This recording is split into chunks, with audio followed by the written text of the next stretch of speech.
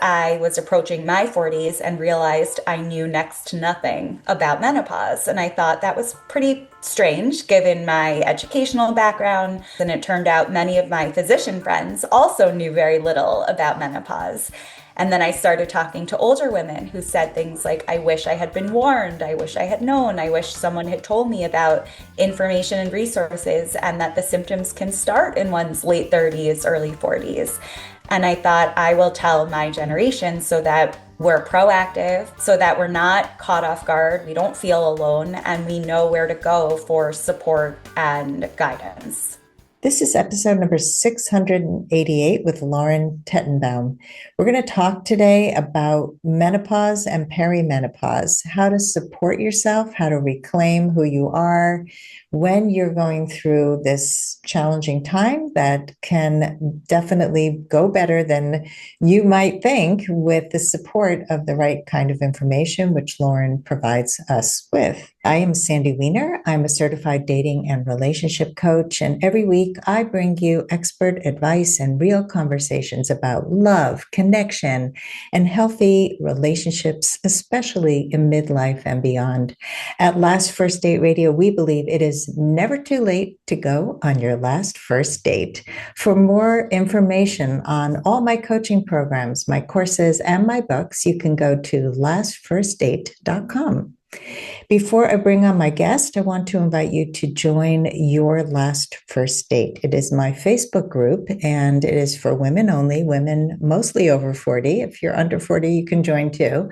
But it's a place where you can come for safety, for sane advice, for real support.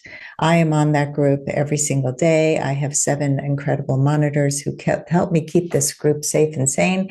So join us at Your Last First Date. And now for my guest, Lauren Tetenbaum. She is a millennial mother of 2, a writer, a social worker, specializing in supporting women through life transitions. She's a former lawyer who's passionate about advocating for women. I love that. Through her counseling practice, she helps empower postpartum and other women in corporate settings. She provides clinical therapy to individuals and couples in New York, New Jersey, Connecticut, and Florida. And she frequently speaks on podcasts like mine and at events about topics like maternal mental health, gender equality, working parenthood, and women's reproductive health. Millennial Menopause is her first book, and that's what we're going to be talking about today. Welcome, Lauren. Thank you, Sandy. Happy to be here. Tell us a little bit about you and how you got here. From my childhood, I've always been passionate about supporting women, whether through domestic violence situations, access to reproductive rights. That was always my calling, really. Even as a kid, I was the president of my high school's Women's Issues Club. I minored in women's studies at Penn. And I graduated college thinking I would be a lawyer for women's rights. Went to law school, didn't like it. And also pursued my master's in social work because I felt like it would complement my interests of working directly with people. So I graduated both my JD and my MSW programs by 2011, and I worked as a lawyer and in the legal field for a decade, but over time I became a mom and then COVID happened. And I really thought I'd like to focus on mental health because even though my peers, my community, we were privileged, we were still struggling. And I really wanted to provide the support I wish I had had to women coming up in the workplace and navigating motherhood. Yeah, motherhood definitely took a hit during COVID. I have a daughter who has 3 young kids, and they live in Israel, and Israel had like a major lockdown from the beginning, and they lived in an apartment which was really small. So 3 young kids, Hard. 2 parents can't leave the house at all. Like I think they could sometimes go downstairs into like an open area, but the kids being home from school for so long, the impact that had, couples who were finding that they were fighting more. Like, what are some of the ways that you saw people struggle? I certainly saw those shifts in marriage and relationship dynamics. We know from the data that mothers took pauses from the paid workforce. They either left entirely or they took steps back because they felt responsible for all of the homeschooling, all of the extra caregiving tasks. And we still see this, and it happens even in feminist households when men say they want to be equal partners and they try to be. But because of the way our society is set up, women are still the default caregiver and household manager. And we see that even when they earn the same or have the same jobs as their husbands. And of course, that leads to stress and resentment. So that's certainly something I saw a lot of during COVID, still see it. And just this inequitable division of labor really needs to change so that women feel empowered and appreciated. We live in a very confusing time because Mhm. women have achieved so much more in the workplace, and the home environment is still so similar to how I grew up, where Yeah. actually my mom worked more than my dad. When I was a teenager, she was already working full time, and he often was out of a job, but she still carried the brunt of the labor in the house. And as a result, I carried the brunt of the labor in the house because she wasn't often home to cook meals. And so it's very challenging to have this conversation in a couple, even people getting together later in life. I see the same thing. And I have to say that my kids are long gone, but I still have my son over a lot and I do the majority of the cooking. And every once in a while I'll say, I'm working really hard. Can you do these things? Can you go food shopping? But it's not typical. So how do we shift that? I think it does start with our children and raising them in a certain way. And really, it always boils down to communication, which I'm sure you practice that a lot, communication skills and saying what we need and not reacting in the moment. So, for example, with your son, I appreciate that you ask him for help, but wouldn't it be nice if he asked you, what can I do to help and not make assumptions that you've got it all under control? And Mhm. it's not easy to do that, to teach that, especially if it's been years of practice and maybe you've enjoyed doing the cooking until now, let's assume. But if you explain to him, you're coming, and I'm making this up, of course, but you're coming for the week, you're staying here. I would really appreciate it if you took initiative in XYZ. I don't want to have to take care of you. Here are the tasks I would do. I'd be happy to do the laundry, but you take the kitchen. And you sort of set that expectation up front so that it's not the 11th hour and you're saying, why didn't you go grocery shopping? You saw we were out of milk, right? Mhm. Yeah, we get resentful, but we don't know how to communicate what we want and set those preemptive boundaries. And it's something I had to learn or I practiced when I got divorced and my kids eventually started living with me full time. And the rules were different than when they grew up in the home with their dad, who just said, you don't have to do anything. And so that drove me crazy while we were married. But now Well, I I was going had to say more. maybe that's why we ended up split up, right? Exactly. It's a big part of it, the parenting and how we totally just disagreed on some major stuff. But it's okay, this is my house. We have new rules. Here's what I expect of you. Here's what you expect of me. And generally it worked pretty well. I mean, it takes some time to adjust to a new way of being. But I've helped some clients who are blending families later in life who or had a child who came home after being away for a year. I have a client whose daughter was in the Peace Corps and she was coming home and she said, how do I have these conversations with her? She's going to be living with me temporarily until she gets a job and can move out.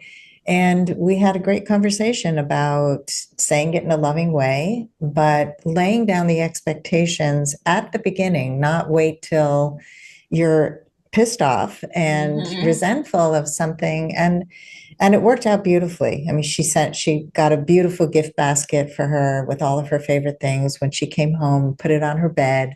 And then she sat down with her, and it was such a beautiful conversation. And then her daughter moved out, and that's the ideal situation, but it doesn't always work that way. No, and it's natural to get frustrated and think about that milk running out scenario. We've all been there where we've said, you want a bowl of cereal and you want the milk, and the other person took the last bit and didn't think to go replace it or even let you know.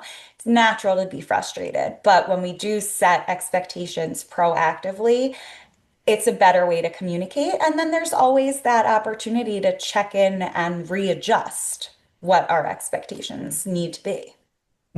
For sure. And by the way, my son does the dishes, does the vacuuming.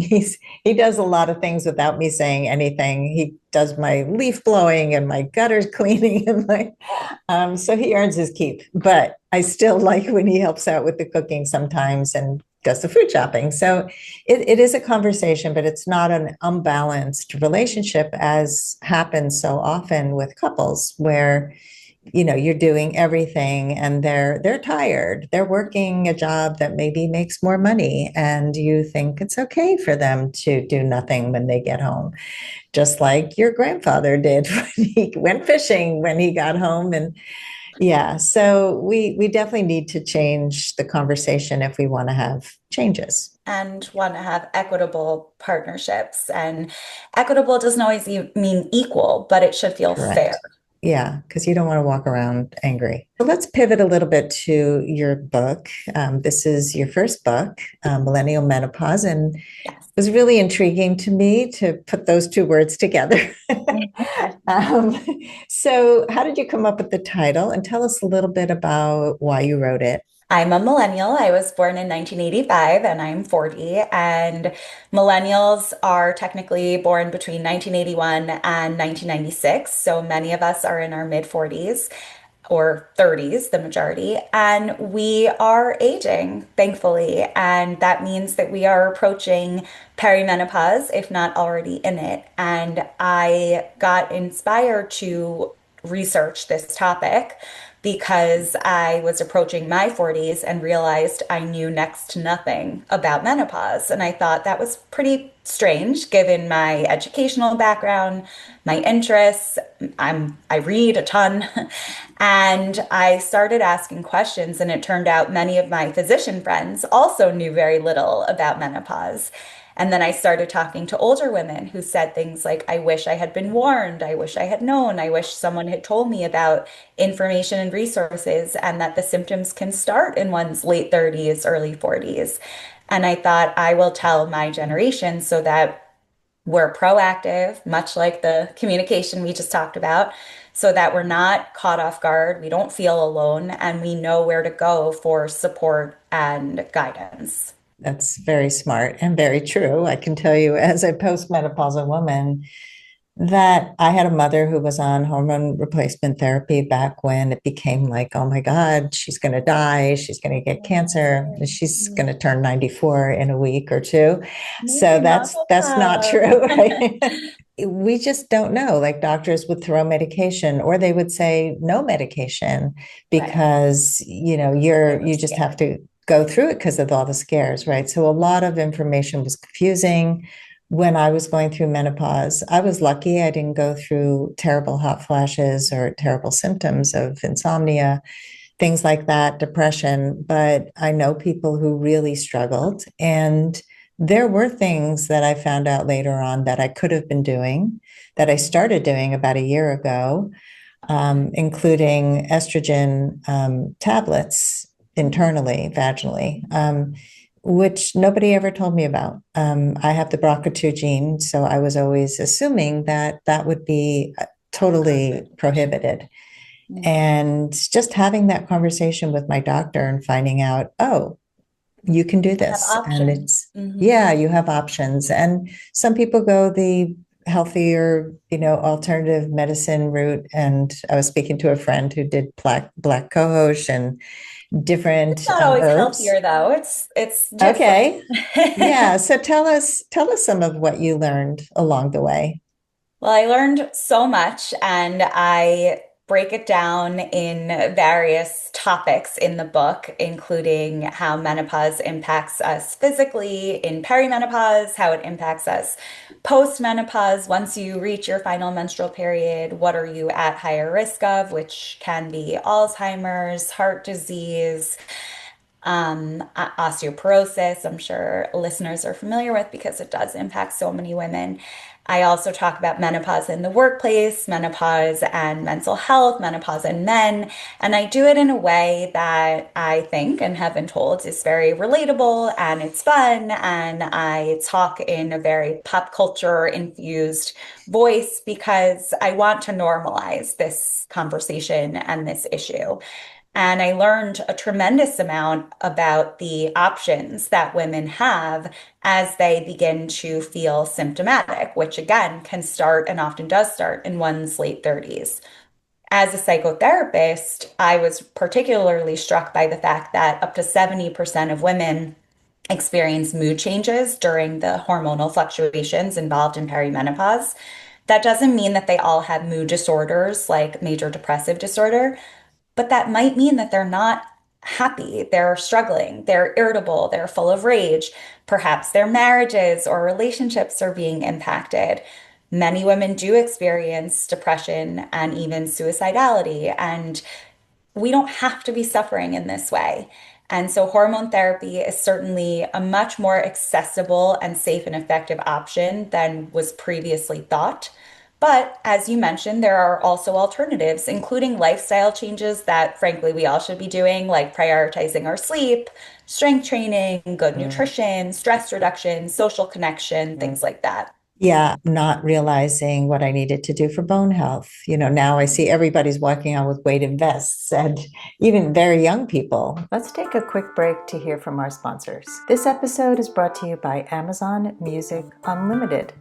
You can listen to over 70 million songs and thousands of playlists and stations. Plus, you can now stream your favorite podcasts like Last First Date Radio. You can listen to any song, anytime, anywhere, on any of your devices. Get Amazon Music Unlimited for free for 30 days. Just head on over to getamazonmusic.com/last first date to learn more and claim this offer. If a woman is going through any of the symptoms that you talked about, mood changes, depression, any kind of is diagnosed with osteopenia, so just kind of warning signs before it gets worse. Yeah. How can she advocate for herself? So, the first thing to do is to really know yourself and start writing down. I'm a very big fan of good old-fashioned pen and paper. Write down patterns, symptoms. Monday, I felt like this. Tuesday, I felt like that. If you get your menstrual cycle, also write down where you are within that. But plenty of women don't, whether they've had a hysterectomy, no longer have a uterus, or they're on a birth control pill or IUD. So, regardless of if you get a cycle, start writing things down, any changes. And then reach out to a provider, a healthcare provider that you trust, and explain those changes and how they're impacting you. I always say start with someone that you trust because that could be your OBGYN. It could be the therapist that you see more regularly. I feel truly privileged to be able to see women who are experiencing these changes and to be able to explain to them what's going on, that it's not in their imagination, that they're not going crazy, and then refer them to other providers who can help with the next step as needed. When you get to a provider that you trust or that you've been referred to, explain yourself and certainly ask what their experience is with menopause care, including perimenopause, because unfortunately, many providers are not given any training in midlife women's health. I don't even want to say menopause because it's not even menopause alone, it's midlife women's health, right? And that should hopefully change. And we are having a cultural reckoning, I think, with talking about menopause and midlife women's health more and more. But we have some catching up to do. So I would ask the provider what their training is, what they know about it, And then, of course, what your options are. And if a provider says you're too young or I don't touch hormone therapy, certainly it's time to find someone else. And again, I have the great privilege of having a wonderful network of providers who really care. You and I are both local to each other in the New York, Connecticut area. So I have many referrals to give, and if you're not near me or I can't help you in your state, I would say start with the Menopause Society or some of the telehealth platforms, which I talk a lot about in my book. It's so smart to, first of all, know yourself. And that's true for any kind of Anything. change you want, Mhm. anything, right? I talk about this all the time with coaching. The main thing is know who you are before you start dating, before you start having a relationship, because you're going to keep repeating patterns. So know yourself, know your patterns, write them down. Love that. And then asking your healthcare provider good questions. I think we often go in blindly. I mean, I think this generation, these coming generations are less likely to do that because we have the internet, but I am a person who always asked questions and was like, you're going to do what to me? Right, And but why would you you do that? should know what's happening. Yeah, yeah. And I mean, I remember years ago I had to have a colposcopy. And for anyone who doesn't know what that is, it's to taking a sample of your cervix to see if there are any precancerous or cancerous cells. And that's basically how I understand it. So the doctor who was going to do it was just very cavalier about it. Like, oh, it doesn't hurt. It feels like a little brush against your skin. And I said, every single woman I know who've had a colposcopy, they all told me it hurt horribly, like worse than childbirth. Like it was terrible. And he's a man, and he's telling me he's minimizing my concern. And so I called the practice and I said, I don't want this man to do Good this for you. procedure, and I want to have some anesthesia when it happens. Mhm. They kicked me out of the practice. He was the head doctor. I was in the middle of a crisis. And they didn't even tell me. I got my records in the mail and they said, you're no longer in our practice. Good luck. I reported them, and I went back to my old physician who was a distance away. And I said to her, does colposcopy hurt? And she goes, yeah, we give anesthesia. And it was just like, yeah, that was my instinct. And I went back and I kept seeing her because she saw me, she She heard took me, she care honored of me. you Yeah, properly. yeah. Mhm. So Oh, that's infuriating. I'm proud of you and happy that it worked out, but I am enraged on your behalf, and it's really frightening because you obviously are not afraid of asserting yourself, and unfortunately so many women are. So many women don't feel that they have a voice or can stand up for themselves. And that's a lot of the work that I do, whether it's with doctors or with one's boss or setting boundaries, even with family members or friends, because women are conditioned to be agreeable. And it's nice to be nice. I'm a big believer in being kind, but you should advocate for what you need and deserve, whether it's at the doctor's office or elsewhere. yes, kindness has limits, otherwise you're a doormat. Right. And And right, yeah, I I'm mean, sorry that that happened to you. yeah, thank you. But you know what? They're all learning experiences, and I think it's important to share our experiences because I don't want another woman to go through that. And Mhm. I think it's absolutely unacceptable that doctors can speak to women in these ways. And I will share a positive experience that when I went to the doctor to find out if I could do the estrogen, I saw a nurse practitioner and she went to one of the head doctors in the practice just to make sure. So she didn't just say, sure, I'll prescribe this. She made sure from somebody who was much more experienced and had been at the practice longer because I carry the BRCA2 gene. So, Yeah, it's okay that to for them to have questions as well, but they have to be collaborative and listen to you. exactly. And I felt heard and I felt cared for and I felt safe. And I think we need all those things. Yes, we Um, deserve all of those things. we do. And learning from people like you or me about how to speak up and what you're protecting when you speak up is so essential.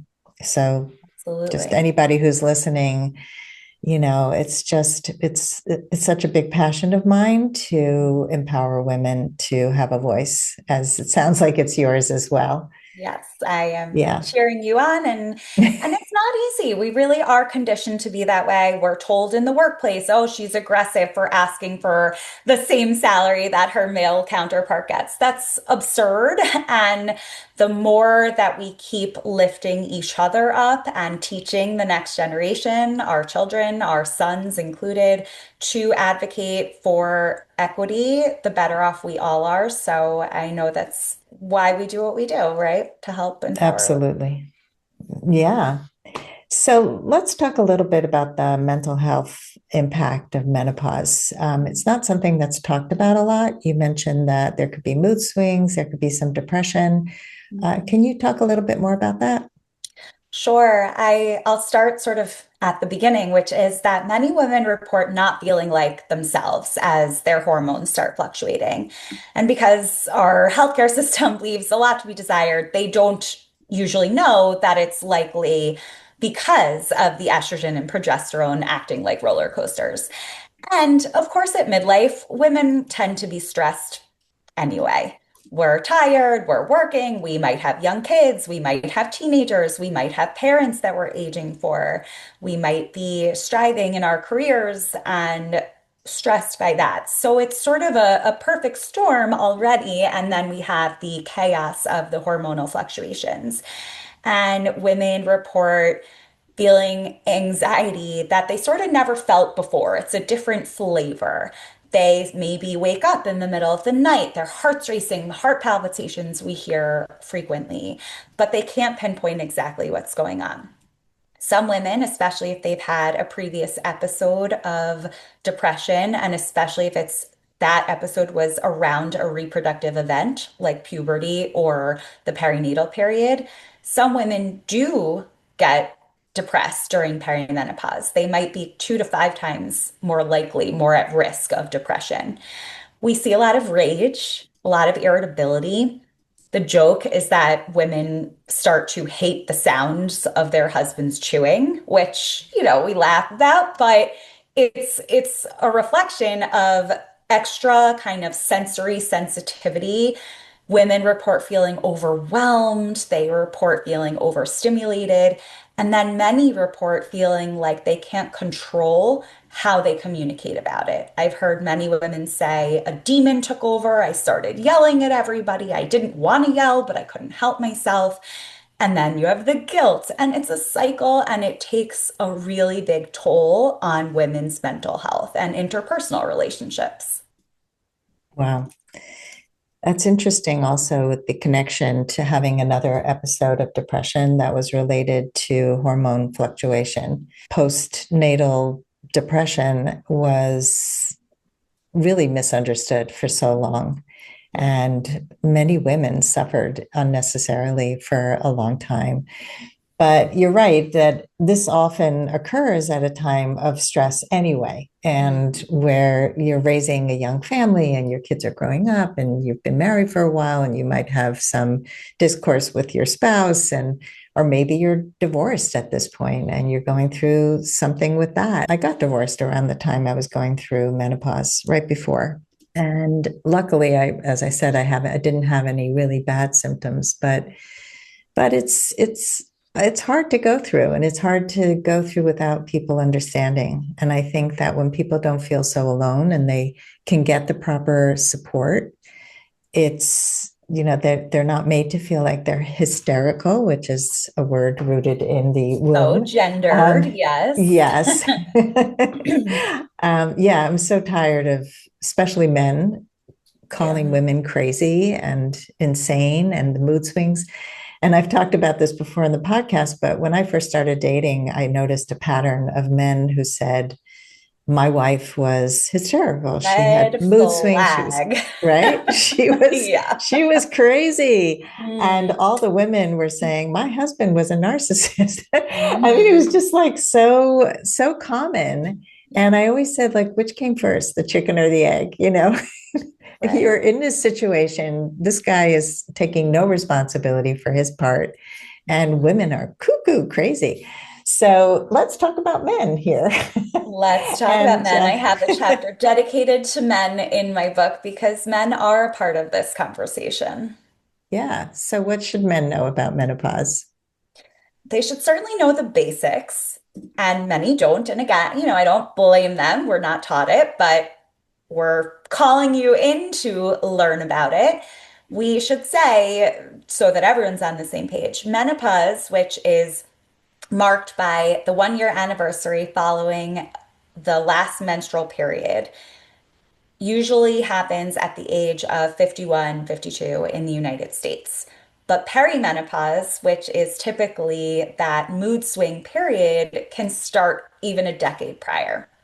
So men are certainly impacted by menopause, whether it's their wife, their sister, their colleague, their mother, etc. So whatever age you are as a man, you should know the basics of it.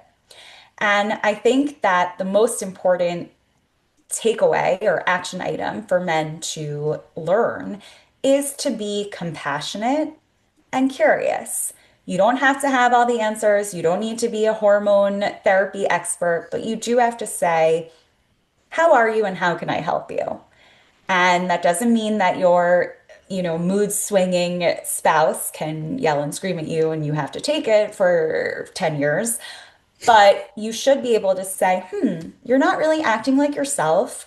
I read this great book. I heard this great podcast. I wonder if it's hormone related. How can we as a team look into this more? And what do you need to feel better? Because I want to help you get there. Be supportive, be compassionate, be nice, Yeah, it's and be not that. educated.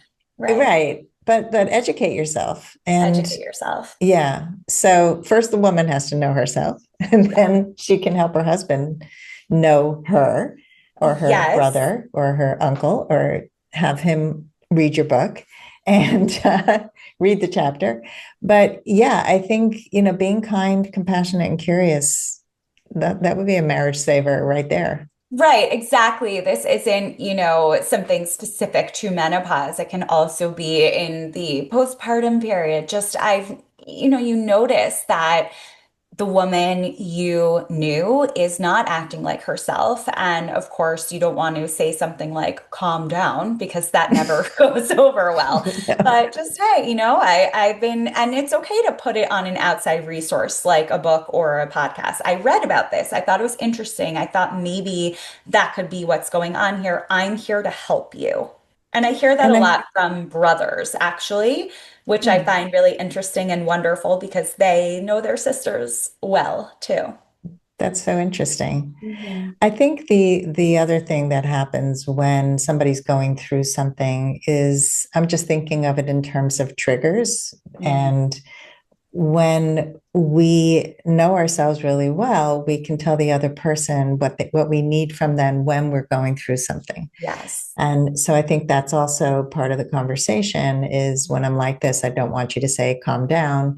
What would help is if you just hugged me or we go to the doctor together. Or What you other left me things? alone. You leave me alone, right? Let me go for a walk, take care of the Yeah. kids, make dinner. Yeah. Yeah. What other things have you seen men do for women when they're going through this? Certainly being aware of the triggers and what helps, but also not making assumptions that just because, last time she wanted alone time, that that's what she wants now, right? It goes back to Mm. communication. I do love what you just said about going to the doctor together because women, as we said earlier, are often a bit apprehensive about asserting themselves in the doctor's office. And menopause, as we know, is so vast that it can be overwhelming. And so having a partner, whether that's your romantic partner or a friend who's a man or otherwise, come with you or help you with finding a provider, help you with writing down your questions, just being part of your support team is so valuable. And then also hearing from the provider what the next steps are is helpful so that the woman doesn't have to go to the doctor and then relay the information. She can share that mental load with the man or whomever in her life so that she does feel like she's not alone. Yeah, support. We talked earlier about getting support in the home, and one of the things that I learned to say is I feel supported when you take out the garbage, right? Mhm. It's it's saying how it helps you, not just go take out the garbage, you lazy bum. It's I feel supported, and thank you so much. So as we come to the end of this conversation, I would love to hear any final words about perimenopause, menopause for anyone who wants to get through it in the best way possible. Sure. Well, I know that many of your listeners are embarking on new chapters in their lives, whether it's a new relationship or leaving a relationship that they didn't feel like their best selves in. And in many ways, menopause and midlife is a new chapter, and it might come with challenges, but it can also really be an opportunity to reflect on what's important to you, what brings you joy, what you need. And I will say that if you're having a difficult time, you don't need to be suffering. You certainly don't need to be in it alone. There are so many resources available. So please find them, read the book, listen to this, and share it. And know that you deserve to have a happy and fulfilled life. And your whole life is ahead of you, even if you're at quote unquote midlife. So go enjoy it.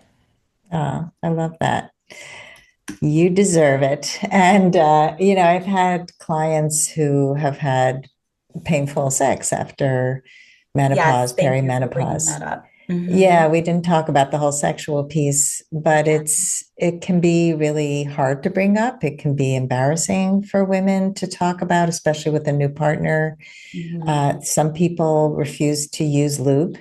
Some men will think it's not masculine enough, which is just awful. Another red flag. Sex, Big if red you're flag. having any kind of pain, please, please, please speak up with your healthcare provider. There are so many options, whether it's vaginal moisturizers, vaginal lube, vaginal estrogen, which is safe and effective even for active breast cancer patients. It's very localized and you should not be in pain.